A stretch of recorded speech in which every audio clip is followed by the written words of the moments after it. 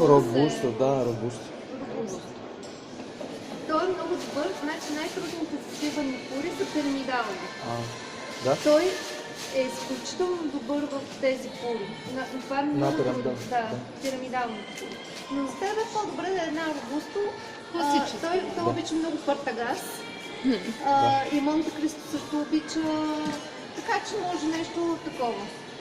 Да, и аз обичам партагас. Да.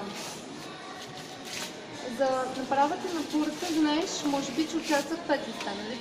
Да, знаем. Съответно, 3 от тях отговарят за горемостта, силата и аромата на самата пура. И останалите две са обвивните листа. Сега ще видиш, това е всъщност изпълнежа от тези 3 листа, които трябва да присъстват задължително на вътре.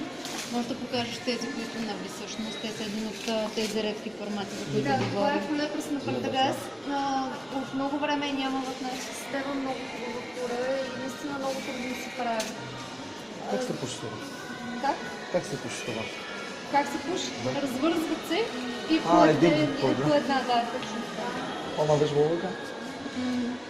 Те вече след 3-4 дни добиват тази форма. Да, тази форма след 3-4 дни. Може да ги покажеш, Криси, ако искаш да ги видят всъщност какво представляват. То не би чисто като демонстрация. Виж, ето сега. Реже.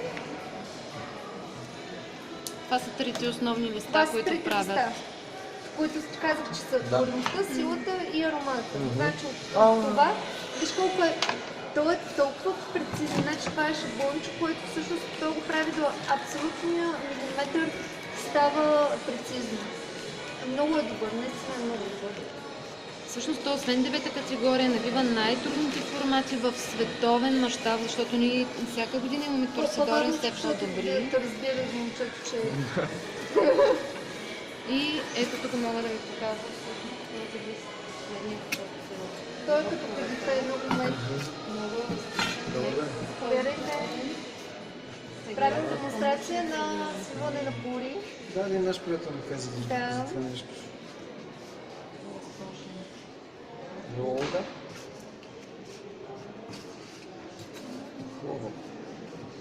Еластично. Опа, ви сега не ба?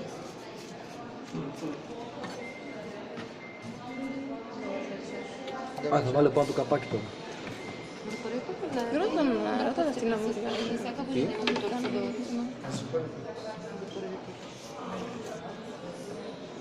Всъщност пурата се прави от 3 цели вътрешни листа и 2, с които се заливат. Това е последния лист. Това е закрит тютюн, който е много трудоемък. Всъщност той се гледа в памучни пилени. Ето тук може да видите и в книгата начина, по който го събират. Дезе?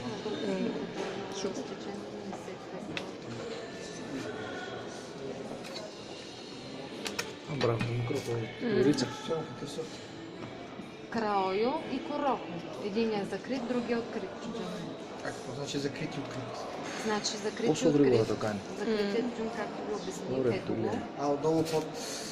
Да, той се гледа под памучни пилени с за да може да не е под пряка слънчева светлина, за да има тази еластичност. А другият всъщност, който е от тютюна, това е тютюневия храст. Дървото по-точно, сега ще ви покажа. Просто лова? Фрешко. Най-горната част е листата, които отговарят за аромата на пурата. Те ще вкариш добре, Снимка? Да, задължително.